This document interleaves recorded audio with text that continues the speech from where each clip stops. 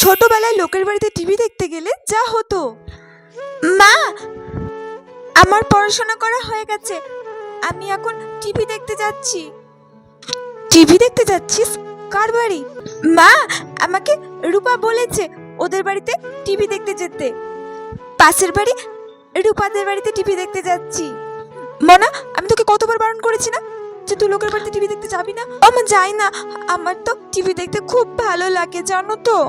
আর তোমরা তো আমাদের বাড়িতে একটা টিভিও কেনো না, আমার একদম ভালো লাগে না। রূপা কি সুন্দর টিভিতে সিরিয়াল দেখে, কার্টুন দেখে। ও মা, আমি আসছি, ওদের বাড়িতে টিভি দেখতে গেলাম।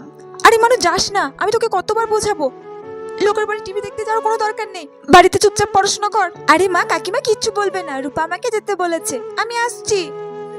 মানু শোন, যাস না। এই মেয়েটা না আমার কোনো কথা শুনবে না, সেই চলে গেল লোকের বাড়িতে টিভি দেখতে।